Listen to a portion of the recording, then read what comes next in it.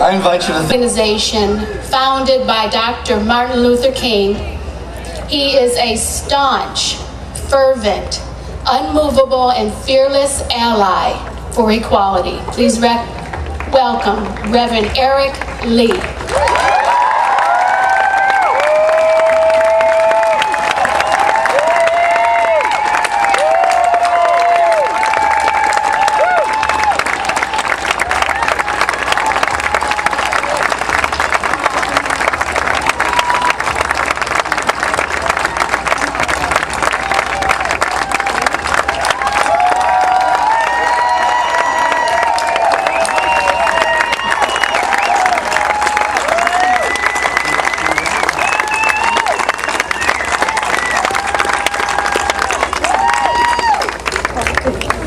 As Lisa mentioned, I'm the president of the Los Angeles chapter and the California chapter of the Southern Christian Leadership Conference, the organization founded by Dr. Martin Luther King, the one who fought for justice, who died for justice, and we continue that fight today until marriage equality is a right for all people.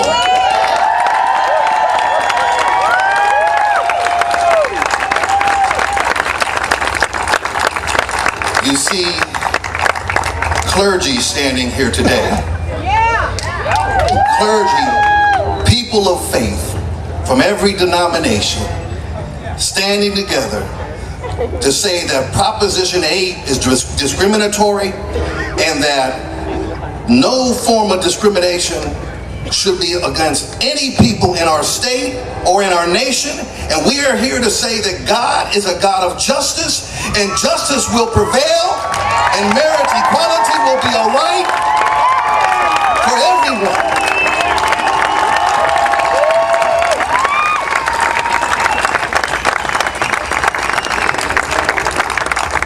I'm African American, I'm clergy, and I'm straight, and I say that the discrimination is wrong, and we will stand with you until this victory is won here in California.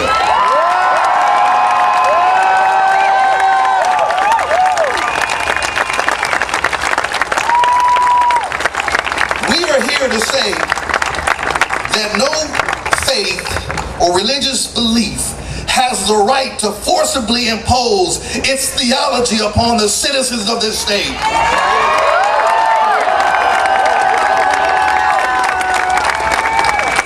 It's wrong, and it needs to stop.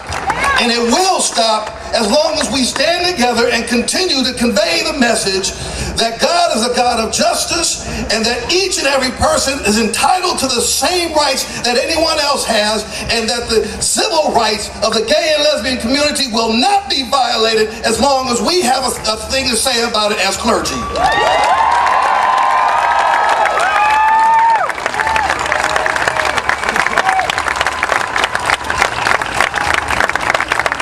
I am often asked why I have taken on this fight, and I'm often asked by the African American community.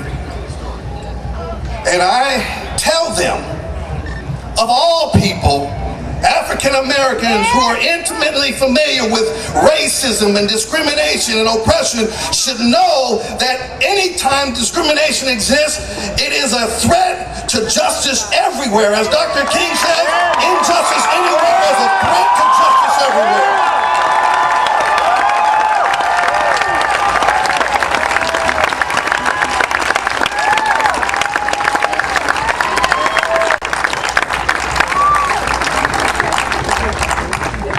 The African American community, and oftentimes the clergy, want to equate marriage equality to a religious issue. It should never be framed within a religious context. And I say that marriage is a civil right because the state issues the license. The state issues the license. Now listen, the clergy asked for the license, and they asked for 2 signatures making it a legal document. If that is not enough to say that marriage is a civil institution with all the rights and privileges and benefits that should be afforded to everyone, then they're wrong. So I take another crack at trying to explain why this is a civil right. Now, of all these Christian marriages that occur, 50% end in divorce. And so I said, well, when a couple gets a divorce, and there is the issue of distribution of property, and alimony, and child support, and child visitation, and child custody, is it the church that makes the decision, or is it the state that makes the decision?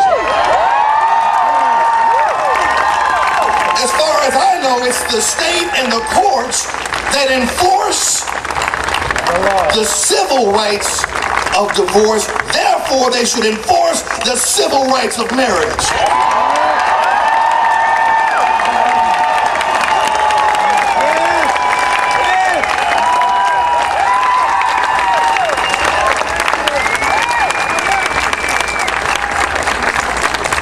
When people get emotional in opposition to marriage equality, it's only because they're irrational and they have no just ground to stand on. Exactly. I've had clergy call me from across the country and said, I've lost my mind. Emails come in like you would not believe.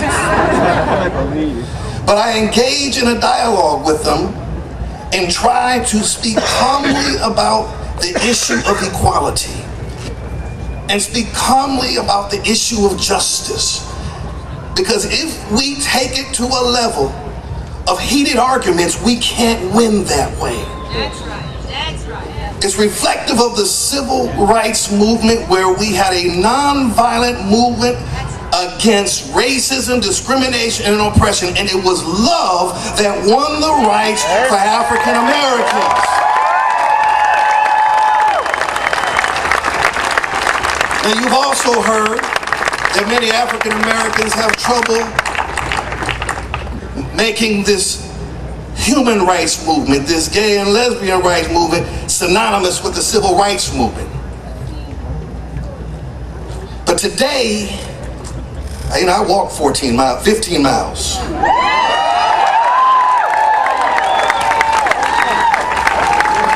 Lindy walked.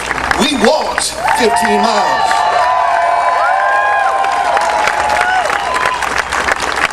And what it reminded me of was in March, what is called Bloody Sunday, when African Americans were marching from Selma to Montgomery.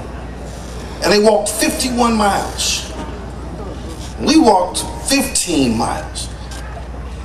The pain that is in my feet, in my knees, and in my back is nothing compared to the pain of discrimination and injustice that you're going through now. And so I can walk that 15 miles knowing that it does not compare to the discrimination that you're facing, and I'll walk another 15 miles, and another 15 miles, and another 15 miles until we have marriage equality.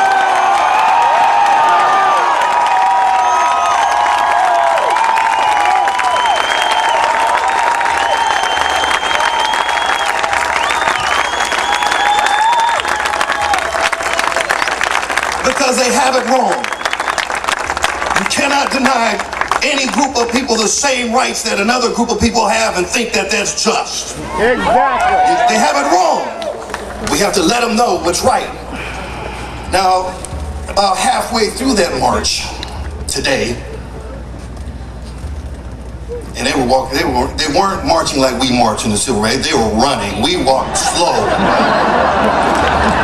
Darn near killed me today. So I'm going to lead the march next time and make sure that we walk like we're supposed to walk. It might take longer. It might take longer, but the journey to justice is worth it. And we were on a path and a journey to justice today. It's continuing today. It will continue tomorrow, and it will continue until the rights are afforded to everyone here.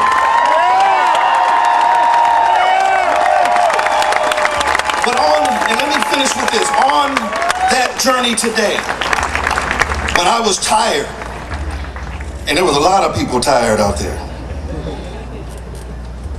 I couldn't give up. But what I could do was just put one foot in front of the other, one step at a time. And each step brought me closer. Though I did not see the finish line until the very end, I knew it was there. And so all I had to do was to put one foot in front of the other, until at one point we saw the finish line. And that's what this journey to justice is today. We keep putting our feet one foot in front of the other until